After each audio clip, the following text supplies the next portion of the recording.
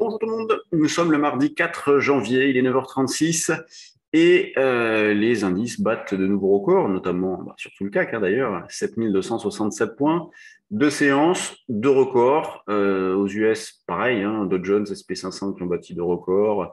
Vous avez dû l'entendre, Apple qui a dépassé les 3000 milliards de dollars de capitalisation. Donc, c'est impressionnant. Le début d'année est vraiment dans la continuité de la fin d'année dernière avec des indices qui sont toujours très bien orientés, une activité qui est débordante sur les actions. Il y a énormément de choses à faire. Je pense que rien que hier, j'ai fait peut-être une dizaine de propositions sur des actions, avec sur certaines déjà des allègements, même parfois déjà des liquidations avec des écarts assez importants.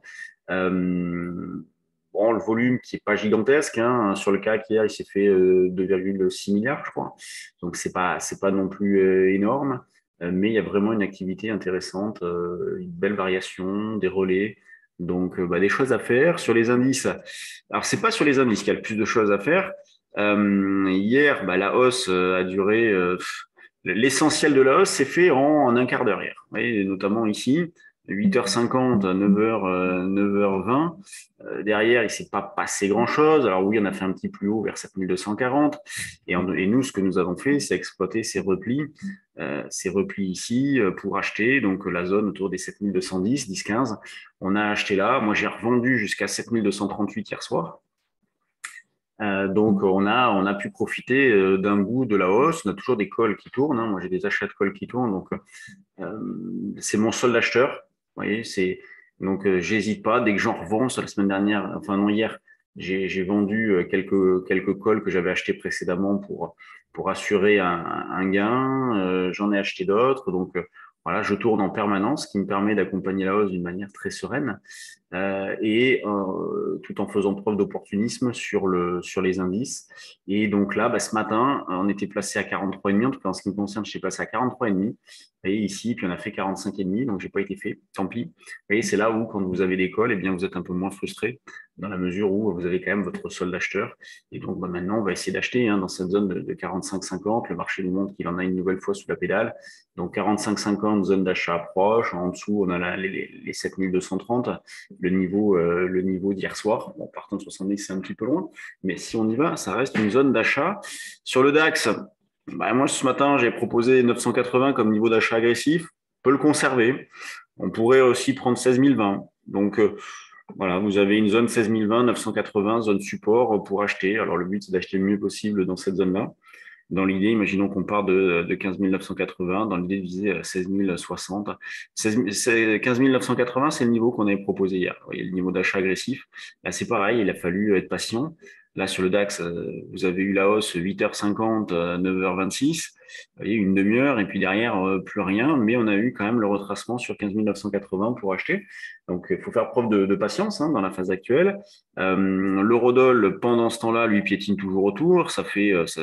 Toujours autant. Ça fait un mois qu'on évolue entre les mêmes limites, autour des 1,13. Donc hier, on a eu un trou d'air, un petit trou d'air sur l'eurodoll, avec une remontée forte du dollar face à toutes les parités. Là, on est à 1,1295, on vend sur des rebonds. 1,13, on va prendre la zone 1,1330, 1,1335. C'est ce qu'on proposait déjà hier dans l'après-midi, mais ce niveau-là n'a pas été atteint. Quand on regarde du côté des actions, donc, comme je vous disais, énormément de choses à faire. Quand on regarde les valeurs du CAC, alors ce matin, c'est pas tellement les poids lourds de la cote qui tirent, c'est notamment les bancaires, c'est notamment des valeurs en retard, vous voyez, donc pas la SocGen, ça a été la plus forte hausse de l'année dernière, mais Worldline, qui est une valeur sur laquelle moi je suis, on l'avait proposé, j'en ai. Donc c'est une valeur assez intéressante, graphiquement c'est assez joli, elle accélère là actuellement, elle prend 2,5%. Vous avez la SocGen. La SocGen, ça a été pendant un petit moment le plus gros volume d'Euronext ce matin, devant un SML. Vous voyez, maintenant c'est Royal Dutch devant un SML, et ensuite vous avez Société Générale et BNP, donc très gros volume sur les bancaires. Et donc la SocGen qui continue, 80% de hausse, je le disais l'année dernière, hors dividende, là qui est sur une zone de résistance. Donc 31,5, c'est une zone de résistance sur la SocGen. On est sur des niveaux d'il y a un an. Alors il y a encore du potentiel, parce que quand on voit que beaucoup de valeurs ont explosé des records, la SocGen en est très très loin.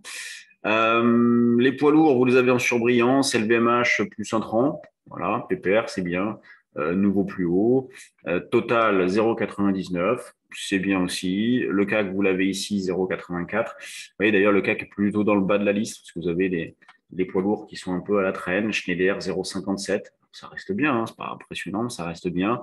L'Oréal en repli, tout comme Sanofi, qui décidément ne fait pas grand-chose. Et dans les screeners volume, bah, énormément de valeur, hein. Là, on est vraiment dans un temps fort sur les actions. J'hésite pas à vous dire quand on est dans des temps faibles, quand il n'y a pas grand-chose à faire, là, on est vraiment dans un temps fort. Donc, il faut y aller, hein, il faut pas hésiter. Là, je ferai un vocal à nos abonnés Trade du jour action là, pour vraiment bien insister sur la philosophie, notre philosophie dans la phase actuelle. Mais en tout cas, il y a des choses à faire, faut pas hésiter. On peut très bien faire son année, hein, en un mois ou deux, comme ça, on peut très bien faire l'année. Donc, ce qui nous permettra de rester un petit peu plus sur la touche lorsque le niveau d'opportunité sera, selon nous, moins important. Donc là, vous avez CGG qui continue, hein, qui a accéléré hier, qui continue. Bon, Abionyx Pharma, ça, c'est spéculatif. Delta Drone, Rocktool qui a fait un double top. The Blockchain qui est pas mal, hein, redémarre, il y a un petit peu de volume. Air France. Air France, je l'ai vu partir hier, et puis bon, c'est Air France, donc je n'ai pas voulu y aller. Mais ça reste pas mal graphiquement. On est à proximité d'une zone de résistance d'ailleurs sur Air France. Donc Worldline, on en parlait tout à l'heure, Carmila, BIC qui est pas mal, hein, qui démarre ce matin avec gap à la hausse, franchissement des plus récents, c'est joli. SMCP, c'est pas vilain non plus. Vous voyez, il y a beaucoup de choses à faire. Là, vraiment, c'est d'ailleurs assez étonnant qu'on ait toutes ces opportunités sur un point haut de marché parce que bien souvent, on a des poursuites. Donc, c'est toujours délicat, hein, des impulsions haussières, des franchissements plus hauts.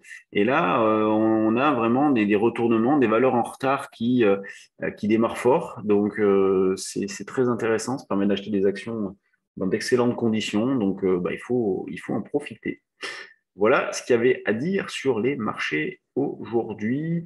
Jeudi soir, on recommence là nos présentations, portes ouvertes en ligne, petite présentation du trade du jour aussi. Donc, si vous avez des questions sur nos formations, sur nos services, sur le trade du jour plus précisément, n'hésitez pas à vous inscrire. Donc, en ligne, c'est gratuit, ouvert à tous.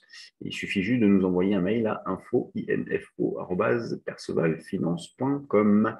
Je vous laisse, passez une bonne journée et puis on se retrouve demain. Salut.